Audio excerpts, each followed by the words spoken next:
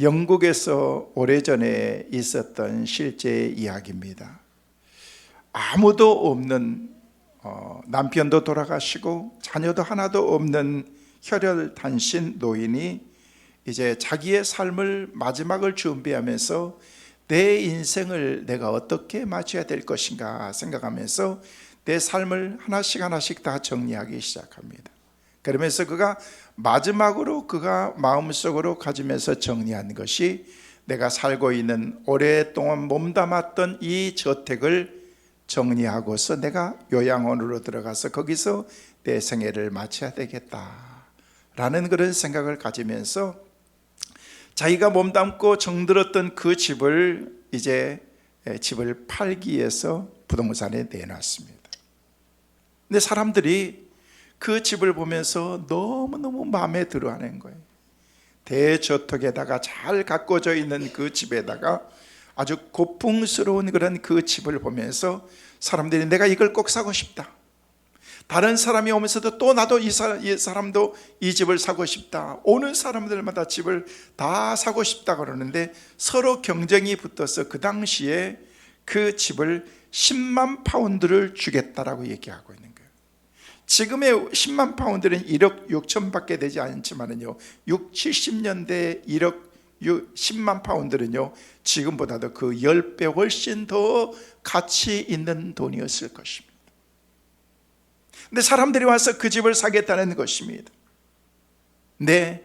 막상 내 집을 팔려고 생각하니까 내가 쉽사리 그것을 팔 수 있는 그런 마음이 용기가 생기지 않아서 조금만 더 생각해 볼게요, 조금만 기다려 보세요 라고 하면서 시간을 지체하고 보내고 있는데 한 젊은 청년이 찾아와 가지고 어르신, 이 집을 내가 사고 싶습니다 라고 얘기를 하는 거예요. 청년이 이 큰 집을 어떻게 살 수 있느냐 라고 하면서 돈은 준비되어 있느냐 라고 그렇게 물어봤더니 자기는 10,000 파운드 준비되어 있습니다. 다른 사람들이 10만 파운드를 준다고 하는데 겨우 쉽게 얘기해서 10,000 파운드 한 1,500~600만 원 가져와 가지고 이 큰 저택을 사겠다고 라고 얘기를 하니까 이 어르신이 우스운 거예요. 그러면서 이 청년은 이렇게 얘기를 합니다. 만약 이 집을 제가 사게 된다면 어르신은 이 집에서 영원히 살게 될 것입니다. 저는 어르신과 함께 차도 마시고 신문도 같이 읽고 매일 제가 어르신과 함께 말동무가 되어드리겠습니다. 이 노인은 그 얘기를 듣자마자 아무런 조건 이유도 달지 않냐고 내가 당신에게 이 집을 넘기겠습니다. 얼마에? 10,000 파운드. 그러면서 그 집을 그 청년에게 넘기게 되었다는 것입니다. 노인이 겪고 있었던 그런 가장 큰 고통은 자기의 삶의 모든 것을 다 마무리하면서 지금 자기 마음속에 가지고 있는 것은 그 고통의 외로움이었다는 것입니다. 그러면서 서서히 내가 늙어가고 있다는 사실이었던 거예요. 나이 들면 주변의 사람들도 하나씩 다 떠나갑니다. 자녀들도 떠나갑니다. 친구들도 세상을 떠나갑니다. 홀로 있는 시간이 많아진다는 것입니다. 외롭고 쓸쓸한 그런 고통이 내 삶 가운데 밀려오기 시작하는 것입니다. 이것이 나중에는요 마음의 무거운 짐으로 우리의 마음을 병들게 하기도 하고 우리의 삶을 위축시킬 수도 있다는 것입니다. 이게 외로움이라는 것입니다. 외로움. 바로 이 어른은 외로웠던 것입니다. 아무도 없는 그 삶 가운데서 사람들이 모여있는 그런 요양원으로 가서 친구들과 함께 더불어서 내 인생을 마치고 싶은 그런 그 마음이 있었지만 한 청년이 와서 내가 당신과 함께 할게요, 친구가 되어줄게요, 내가 당신의 말벗이 되어줄게요 라고 하는 그 사람에게 자기의 정들었던 사랑하는 모든 것들을 다 넘길 수가 있었다는 것입니다. 성도 여러분, 우리가 아름다운 노년을 맞이하기 위해서는요 외로움을 우리가 이길 수 있어야 되는 것입니다. 열심히 교회도 나오고 모임도 참석하고 자녀들과 만나는 시간도 여러분들이 스스로 그것을 가져야 되는 것입니다. 사람들을 만나는 것을 회피하고 공동체 생활을 멀리하고 그런 것이 아니라 늘 가까이 더불어서 살아가는 그런 시간들을 우리가 가져야 된다는, 그래야 우리의 인생이 외롭지 않기 때문에 그런 것입니다. 여러분, 친구들이 많은 사람들은요, 외로울 시간이 없는 것입니다. 내 주위에 보면은요, 좋은 친구들 그냥 지나가다 만나고 그냥 이런저런 친구들 그냥 말고, 진한 친구, 정말 말 그대로 친구다라고 말할 수 있는 그런 사람들이 몇 사람만 있어도 우리는 외롭지 않게 되는 거예요. 근데 우리는 외롭게 우리의 인생을 살아간다는 것입니다. 그래서 우리는 혼자 있는 연습을 먼저 해야 되는 것입니다. 그러면서 하나님과의 깊은 교제도 가지면서, 우리가 하나님과의 만남의 그 시간들을 가지면서 내가 하나님과 진짜 진한 그런 관계가 되면요, 외로울 시간이 없는 것입니다. 그래서 시편 기자는 시편 71편 9절 말씀에 우리에게 그렇게 말씀하고 있습니다. 함께 같이 보실까요? 같이 읽습니다. 늙을 때에 내가 나를 버리지 마시고 내 힘이 쇠약할 때 나를 떠나지 마소서. 이 말씀의 시편 기자는요, 혼자 사는 그런 사람들의 애로움이라는 것은 여러분 무엇인가를 우리에게 말하면서 온기 없이 불 꺼진 그런 집에 들어갈 때에 그런 느끼는 그 느낌이라는 것입니다. 그러면서 내가 늙었다고 나를 버리지 마시고 내가 약하다고 나를 떠나지 마십시오라고 그렇게 하나님께 기도하고 있는 것입니다. 시편 기자는 그게 두려웠던 것입니다. 바울의 마음속에도 늘 가지고 있었던 생각이, 하나님, 나중에 내가 주의 일들을 다 감당하고 마지막 때가 되었을 때에 사람들이 나를 모르고 주님이 나를 모를까 봐 나는 두렵습니다 라고 하면서 자신의 그 신앙과 그 믿음을 하나님 앞에서 견고하게 삶을 살아가기 위해서 애썼던 것이 사도 바울의 마음이었다는 거예요. 여러분, 아무도 없는 그런 그 집을 혼자 불에 스위치를 켜고 들어가는 그 사람의 외로움을 아십니까? 추운 겨울에 창가에 성에가 껴있는 그런 그 수증기를 봐도 행복함을 느끼게 되는 것입니다. 아, 사람이 있구나, 온기가 저 가정 가운데 있구나라는 것들을 느낄 수 있기 때문에 그런 것입니다. 여러분, 안델셀의 동화 가운데 성냥팔이 소녀가 나오는데, 추운 겨울 거리에서 성냥 사세요, 성냥 사세요, 성냥을 팔고 있는데 어느 거리에 딱 지나면서 그의 발걸음을 딱 멈추면서 어느 곳에 시선을 고정하고 있습니다. 그곳에는 행복의 냄새가 나고 행복의 소리가 들려지고 사람들의 가정의 그 가운데서 오두막집에서 흘러나오는 그런 그 웃음소리를 듣는 순간 이 소녀는 거기에서 발을 멈출 수밖에 없었던 것입니다.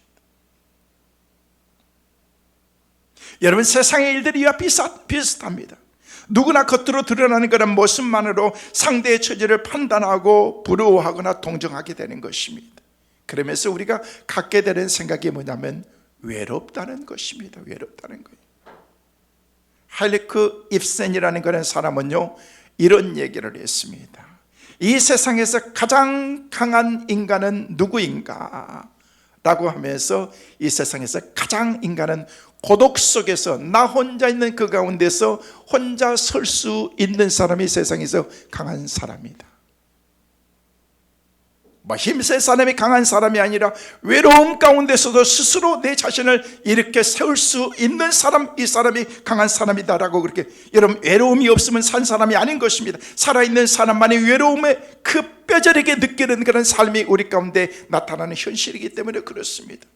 너무도 춥고 우리의 삶이 아니지만 그 외로움 때문에 그리움과 사랑을 배우게 되고 사람의 그 소중함을 그 가운데서 우리가 알아갈 수가 있기 때문에 그런 것입니다. 그리고 그 외로움 때문에 예술이 탄생하고 걸작품들이 거기서 많이 나오는 것을 볼 수가 있습니다. 왜냐하면 아무도 없습니다. 다른 생각이 들지 않습니다. 온전히 올인할 수 있는 그곳에 집중할 수 있기 때문에 거기서 여러분 아름다운 작품들이, 예술들이 그 가운데서 많이 나왔다는 거예요. 여러분, 외로움과 고독을 겁내지 마십시오. 하나님은 우리의 그 외로움을 달래주실 수 있는 하나님이시기 때문에 그렇습니다. 사람들은 외로워합니다. 나 혼자라고 그것을 무서워합니다. 여러분, 우리 인생은 어쩔 수 없이 혼자예요, 혼자. 여러분의 남편도 아내도 나중에 다 여러분과 함께 영원히 할 수가 없습니다. 그래서 우리는 혼자인 것입니다. 여러분, 한번 여러분에게 여쭤봅니다. 여러분 혹시 외롭지 않습니까?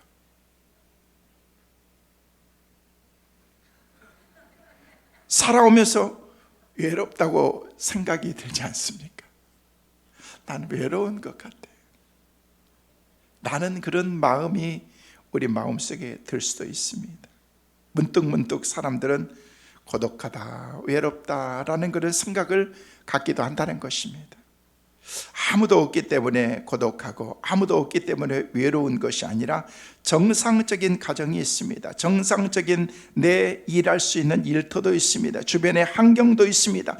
잘 모든 것이 짜여져 있음에도 불구하고 사람들은 문득 밀려오는 그런 그 고독감으로 외로워한다는 것입니다. 여러분, 외롭다는 게 뭔지 아십니까? 덩그러니 텅 빈 공간에 홀로 남겨져 있는 것 같은 그런 느낌을 받을 때, 사람이 홀로라는 그런 생각이 들 때 그때 갖는 그 느낌과 감정이 고독이고 외로움이라는 것입니다. 쓸쓸함인 것입니다. 그래서 사람들은 외롭고 고독한 것을 별로 좋아하지 않습니다. 어느 병원에서 환자들을 상대로 앙케이트 조사를 했어요. 당신은 언제 제일 힘들었나? 라고 그렇게 물었어요. 당연히 수술을 받을 때, 아니면은 내가 가장 고통의 절정에 이르렀을 때 힘들었다라고 얘기할 줄 아는데, 사람들은 보통적으로 저는 아침이 너무 힘들었습니다. 그리고 다음에 힘든 것은 오후가 너무 힘들었습니다. 정말 힘든 것은요, 한밤중에 아무도 없는 그 시간이, 병상에 내가 혼자 있는 그 시간이 내 삶 가운데 가장 힘든 시간이었습니다 라고 얘기했다는 거예요. 여러분, 아침이 되면요, 의사들이 막 찾아다니고 어디가 아픈지 막 눌러보고 만져보고, 낮이 되면 간호사들이 와서 아무 때나 막 주사 푹푹 찌르고 피 뽑아갖고, 이게 힘든 게 아니라는 거예요. 아무도 없는 그 시간, 홀로 남아있는 그 시간이 내 삶 가운데에서 가장 나와의 그 치열한 싸움을 가지면서 몸부림치는 외로움의 그 싸움의 시간이 힘들었다는 거예요. 네, 우리가 아무리 몸부림쳐도 이 세상을 살다 보면요, 우리는 때때로 원치 않는 그런 그 시간에 홀로 남아있는 그런 시간이 많이 있다는 것입니다.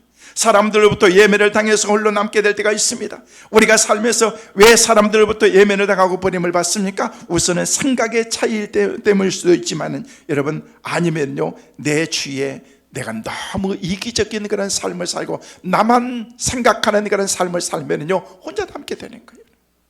남편도 떠납니다. 아내도 떠나는 거예요. 자녀들도 멀리합니다. 여러분, 지금 우리 어른들이 지금 살아가고 있지만요, 대한민국의 자녀들 가운데서 30% 이상의 부모들을 찾아가지 않는다는 거예요. 부모는 부모님 생활 삶이고 우리는 우리 삶, 무관하게 그렇게 살아가는 거예요. 자녀라고 다 여러분 자녀들 찾아오면 감사하시길 바랍니다. 못해요? 감사하세요. 감사하세요. 여러분이 자녀들을 찾아올 수 있도록 그렇게 만들어야 되는 거예요, 여러분. 전혀 그런 마음이 없는 거예요, 여러분. 우리 사돈을 만났어요. 사돈을 만났는데 그러시더라고요. 요즘에 어떻게 지내냐고 그랬더니, 이제 다 내려놓고서 편안하게 지낸대. 이런저런 얘기를 하면서 안부도 물어보고 그랬더니, 큰아들이 이제 가정이 있는데 애가 넷이에요. 자녀들이 넷이나 낳았어요. 젊은데 막 그냥 무슨 우리 딸에 의하면요, 토끼처럼 막 난대. 가지고 그러는데, 그랬는데 자주 온대. 그러면서 얘기하는 게 뭐냐면요, 우리 안사돈이 올 때마다 봉투를 딱 만들어가지고 애들 4명한테 100불씩 넣어가지고 준대. 얼마씩? 100불씩. 한국 돈은 15만 원씩 그냥 다 주는 거예요. 그래서 저금해라. 올 때마다 주는 거예요. 그러니까 자주 오겠어요? 안 오겠어요? 명절 때 한 번만 오겠어요? 자주 오겠어요? 올 때마다 주니까 시도 때도 없이 온대. 그래도 이게 그냥 마음속으로 생각했기 때문에 올 때마다 봉투를 딱 만들어가지고 갈 때 저금해라 그러면서 100불씩 주는 거예요. 여러분의 자녀들이 여러분이 돈을 풀든지 돈을 깔든지 뭘 하든지 여러분 자녀들이 여러분 가까이 오게 만들으라는 거예요. 외롭게 살지 말라는 거예요. 돈 없어요? 전세로 바꾸세요. 그거 깔고 있으면 뭐 할 거예요, 여러분? 여러분이 쓰는 것만 여러분의 것이라니까요. 내가 그거 깔고 있고 그러니까 그냥 누워 자고 그냥 몇 억짜리 몇십억짜리 가 있으면 뭐 하고 있어요? 여러분도 여러분의 인생을 살고 외롭지 않도록 살라는 것입니다. 뭐 돈 쓰고 낭비하는 것이 인생을 멋지게 사는 것은 아닙니다만은요, 너무 궁색맞게 그렇게 우리의 인생을 살지 말라는 거예요. 멋지게. 야, 우리 자녀들이 보면서 우리 부모님들, 야, 우리 부모님들 멋있다. 여러분 적어도 그런 인생을 살아야 되지 않겠습니까? 할렐루야. 그렇게 살아가시기를 간절히 소망합니다. 저는요, 목회하면서 멋진 인생을 살 수는 없지만은요, 나름 제 인생 멋지게 살려고 생각하고 있어요. 우리 아들은 그런 표현을 잘 하지 않습니다. 우리 딸이 그러더래요. 자기도 엄마 아빠처럼 멋지게 인생 살고 싶대. 지금도 종종 그런 얘기를 한다니까. 그 멋을 어디다 두는지 모르겠지만은요, 하나님 앞에서 우리가 멋진 인생을 살아야 되지 않겠느냐는 거예요. 저는 여러분이 인생이 멋진 인생, 행복한 인생 되시기를 주의 이름으로 축원합니다. 이렇게 쓸쓸하게 우리의 인생을 살아가는 것이 아니라 아무도 없이 여러분 주위의 사람들이 하나씩 떠나가는 게 아니라 가면 갈수록 여러분 주위의 사람들이 막 모여야 되는 것입니다. 친구들이 가까이 와야 된다는 것입니다. 이게 우리의 삶을 행복하게 만들 수 있기 때문에. 그러나 아무리 친구들이 많고 사람들이 많다고 할지라도 우리의 외로움을, 그 외로움을 극복할 수 있는 것은 이게 성경에 우리 주님께서 우리에게 말씀하신 거죠. 내가 너와 함께 할 때 그 외로움을 극복할 수 있다라고 그렇게 말하고 있다는 것입니다. 그래서 시편 기자는 시편 22편 6절 말씀해 보니까 사람들로부터 버림받은 그런 자들의 심정을 이렇게 우리에게 표현하고 있습니다. 함께 읽어보실까요? 같이 보십니다. 나는 벌레요 사람이 아니라 사람의 비방거리요 백성의 뭐가 되었다? 조롱거리가. 나는 벌레라는 것입니다. 시편 기자가 얘기를 하면서 나는 벌레요 사람이 아니라 사람의 비방거리요 사람의 백성들의 조롱거리. 여러분, 이 시편 기자는요, 사람들이 자신을 인간 취급하지 않고 있는 것을 지금 호소하고 있는 것입니다. 그들이 자신을 볼 때 벌레처럼 여기고 인간 대우를 하지 않고 있다는 이야기인 것입니다. 그런 소리를 들으면서 자신의 정체성에 혼란이 오고 있는 것을 표현하고 있는 것입니다. 나는 벌레요 라는 말은 낙심과 절망에 빠져있는 자포자기한 그런 상태에 빠져서 나의 정체성에 혼란을 겪고 있는 것을 우리에게 표현해 주고 있는 것입니다.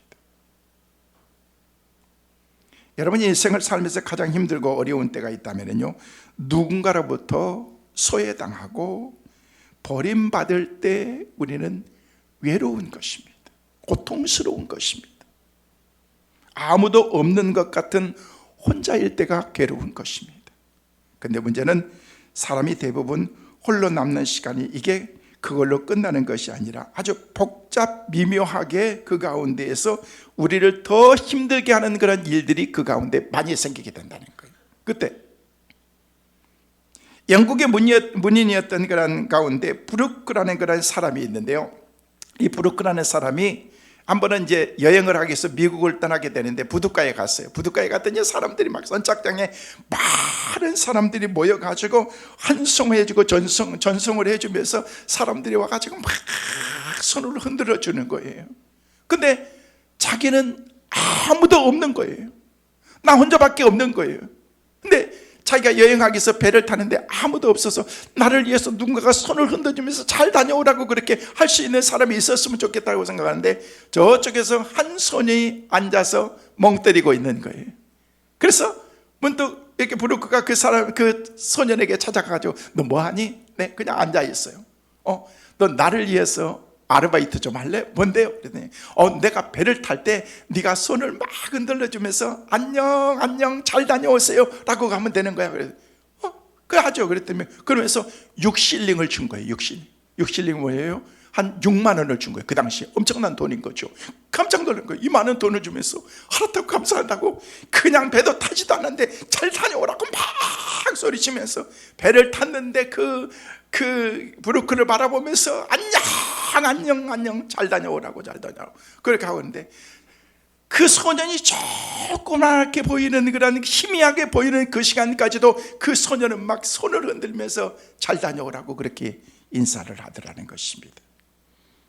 이걸 경험하고 난 브루크가 그 다음에 다음과 같이 이야기를 했습니다. 돈을 받고 흔드는 손을 보고 나는 더욱 고독과 외로움을 느꼈다. 여러분, 손 들어준다고 외로운 게 아니에요. 여러분, 잘 다녀오라고 인사하고 한송한다고 해서 그냥 전송한다고 해서 외롭지 않는 것이 아니라는 거예요. 우리 인간은 어쩔 수 없이 외로움 가운데 살아간다는 것입니다. 여러분, 정말로 외로움이라는 것은요, 지독하고 고통스러운 것입니다. 지금은 우리가 외롭지 않다고 할지라도 마지막 그 순간에 우리의 삶이 외롭게 느껴질지도 모릅니다. 그런데 우리는 외롭다고 생각하는 그 순간 한 가지를 주의해야 될 것이 있습니다. 그것은 입술로 더 이상 외로움의 죄를 증가시키지 말아야 된다는 것입니다. 입술로 죄를 범하지 말아야 된다는 것입니다. 우리가 대부분 많은 사람들이 자기가 홀로 있을 때 그때 가장 위험한 것 중에 하나는요, 그때 불평하게 된다는 것입니다. 원망하게, 나는 왜 이렇게 외롭지? 내 주위에는 왜 사람들이 다 떠났지? 나는 왜 인생이 이렇게 불평하지? 불평하게 된다는 것입니다. 여러분, 우리는 어떤 상황 가운데서 불평하면, 원망하면 안 되는 것입니다. 할렐루야. 저는 여러분에게 지금 3주에 걸쳐서 원망, 불평하지 말라는 말씀을 계속해서 여러분에게 강조하고 있습니다. 엊그제 금요 심야 예배도 원망, 불평하지 말라라고 말씀을 또 드렸습니다. 왜 하나님께서 저와 여러분에게 이렇게 감사하고 원망하지 말라고 그렇게 말씀하고 있는가? 우리의 인간의 본성이 그것을 가지고 있기 때문에 이것을 해결하지 않으면요, 온전하게 하나님과의 바른 관계를 우리가 가질 수 없기 때문에 그렇다는 것입니다.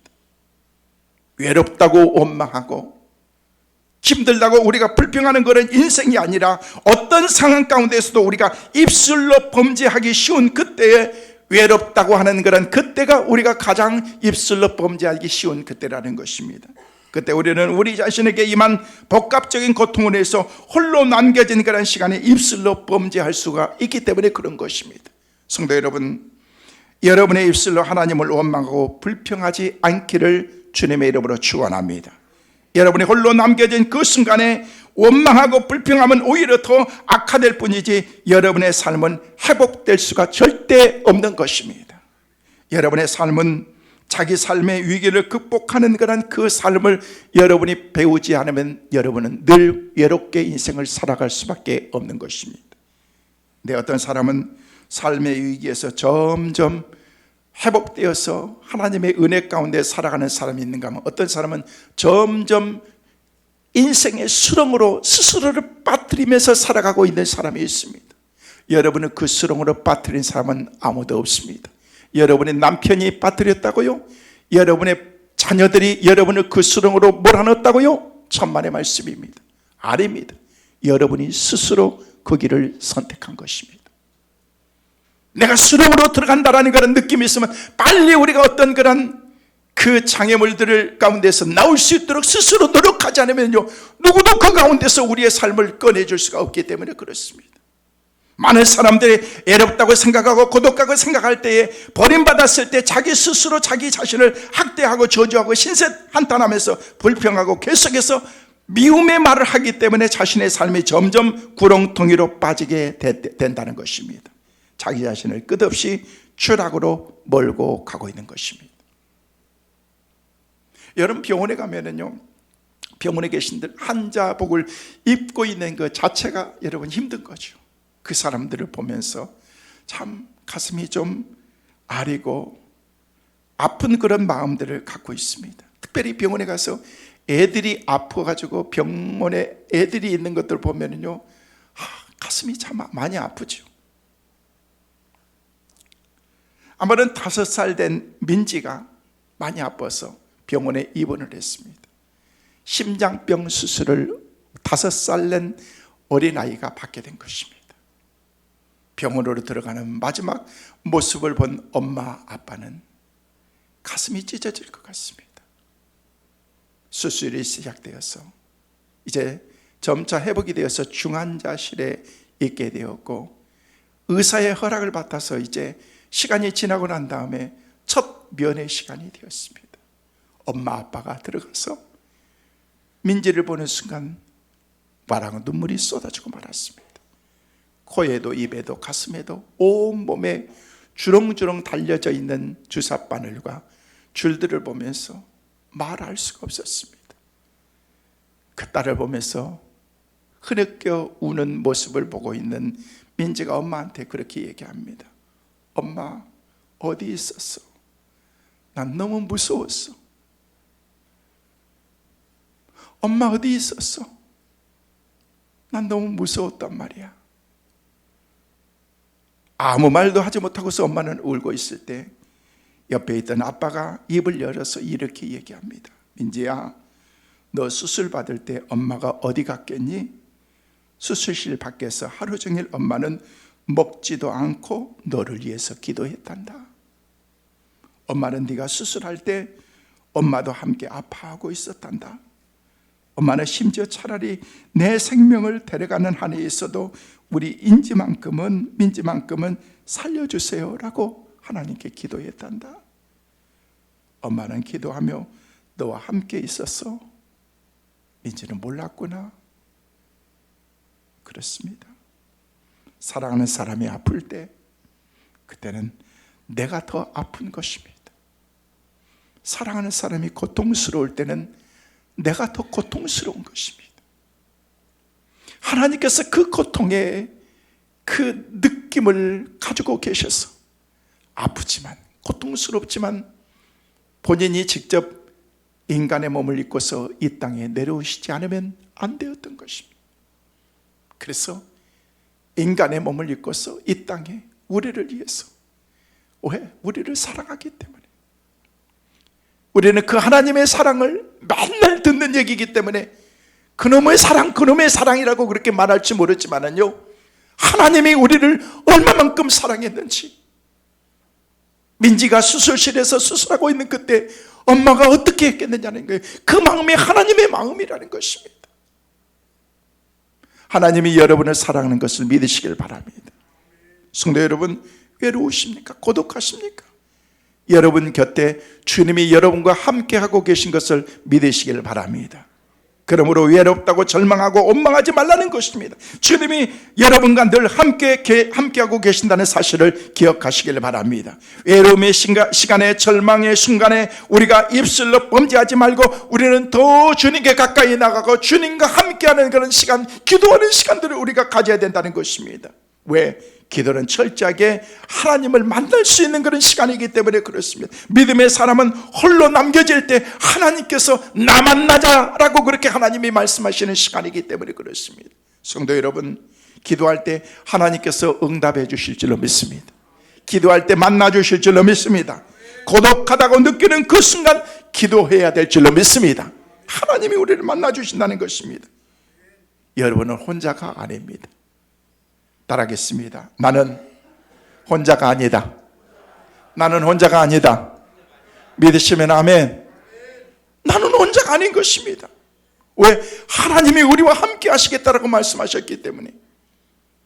아무리 사람들이 여러분의 곁에 다 떠나가고 사랑하는 가족들마다 이제는 여러분 곁에서 멀리하는 것 같아도 여러분은 혼자가 아니라는 것입니다. 하나님이 나와 함께 하시겠다라고 말씀하셨습니다. 여러분 같이 있어도 외롭다니까. 여러분 야곱에게는요 부인이 4명이나 있었어요. 야곱은 참 피곤했을 것 같아요.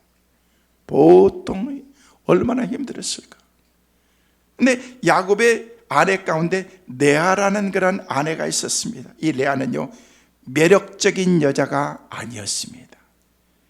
여러분 남편인 야곱에게 충분히 사랑을 받지 못한 부인이 레아였습니다.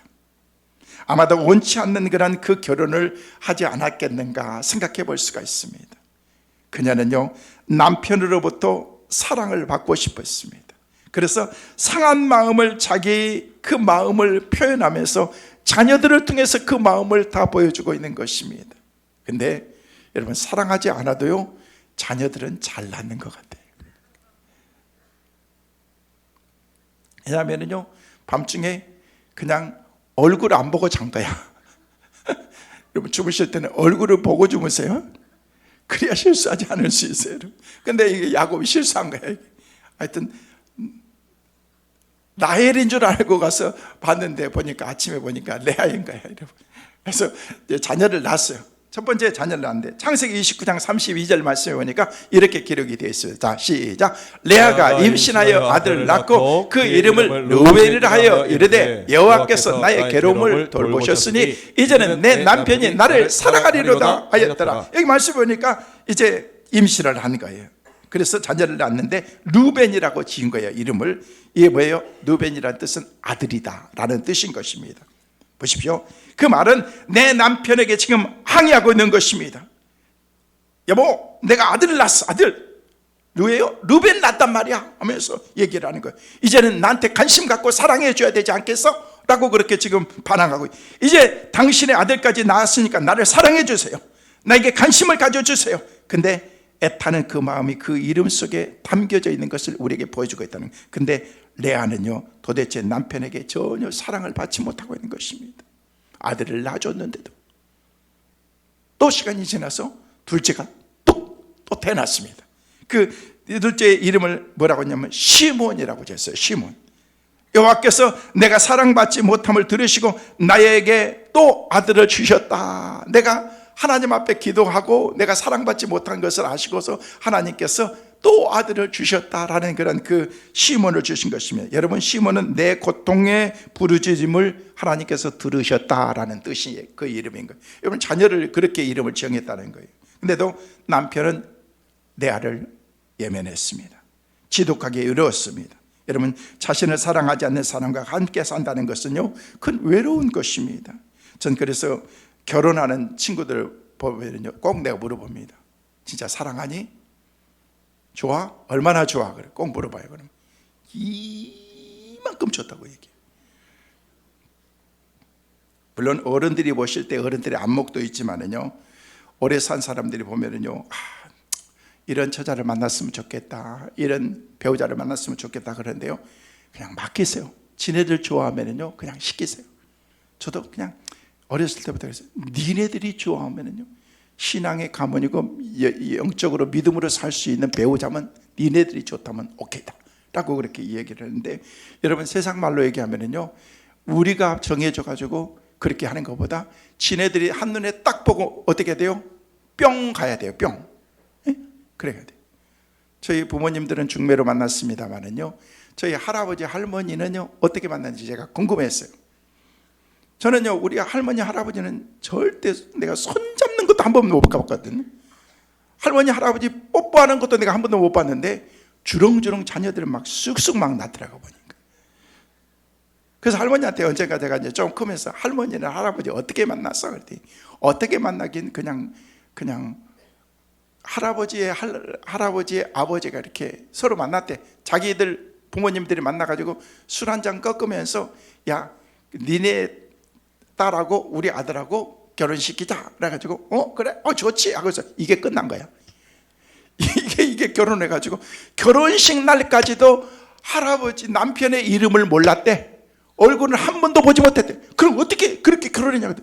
옛날에는 그렇게 했다는 거예요, 여러분.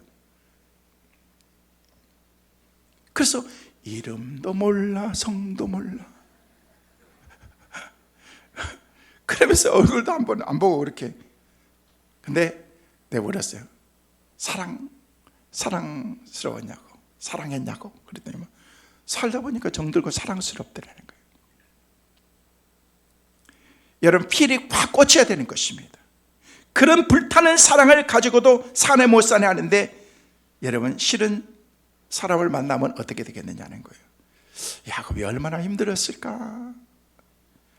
그런 가운데 셋째가 또 태어납니다. 셋째 아들을 낳았습니다. 레이였습니다. 레이, 연합하다라는 이름의 뜻입니다. 얼마나 남편이 사랑을 받고 싶으면요 이런 이름을 지었겠느냐는 거예요. 남편은 내 아를 사랑하지 않고 연합하지 않았습니다. 이렇게 남편으로부터 사랑받지 못하고 외로움을 느끼는 가운데 나는 남편과 함께 연합하고 싶다, 같이 있고 싶다라는 그런 마음을 가졌습니다.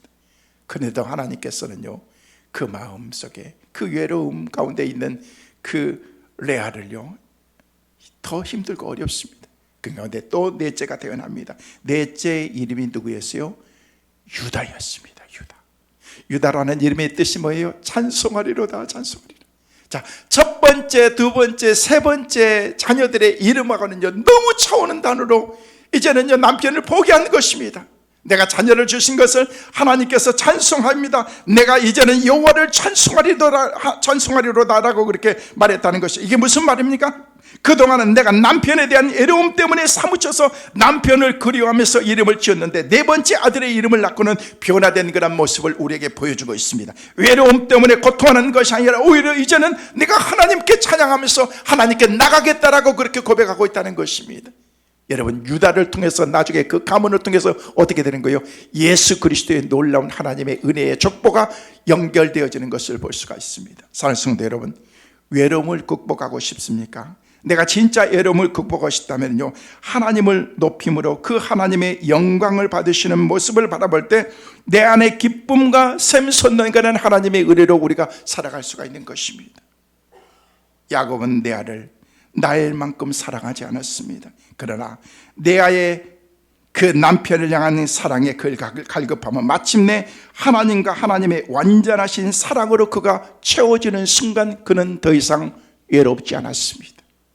이제는 어떤 상황과 환경 가운데서 내가 하나님을 찬송할 수 있습니다, 하나님께 감사할 수 있습니다라고 그렇게 고백할 수 있었다는 것입니다. 성도 여러분, 우리가 정말로 외롭고 고독할 때 진짜 우리에게 필요한 것은 하나님께서 언제나 우리 가운데 찾아와 주셔서 우리의 그 외로움을 채워주시는 것입니다. 여러분이 세상 살면서 철저하게 나 혼자라고 생각할 때 그때 결단코 여러분은 혼자가 아니라는 것을 기억하라는 것입니다. 하나님이 함께하고 계시다는 것입니다. 함께 하신 하나님을 철저하게 신뢰하면서 이번 한 주간도 살아가는 은혜가 우리 모두에게 있게 되시기를 주의 이름으로 축원합니다. 오늘 말씀에 예수님께서도 이 세상에 계실 때 혼자가 아니었다. 여러분, 만일 내가 판단하여도 내 판단이 참되니 이는 내가 혼자 있는 것이 아니오 나를 보내신 이가 나와 함께 계심이라. 이 말씀은 표면적으로 볼 때 혼자임을 전제로 한 말씀인 것입니다. 그러나 사람들이 볼 때는 혼자인 것 같지만은 사실은 나는 혼자가 아니다.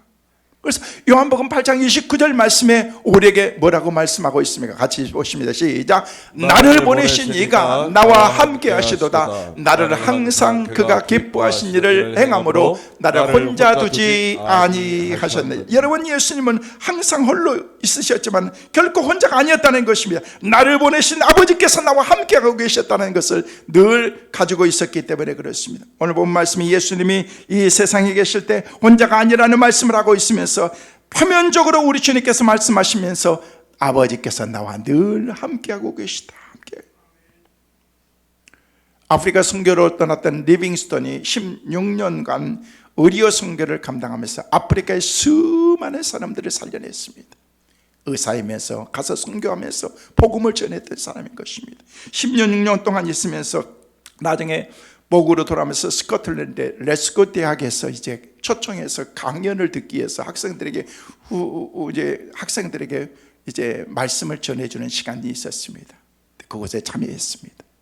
참여한 리빙스턴은 목발을 짚고 왔는데 한쪽 다리를 잃어버렸습니다.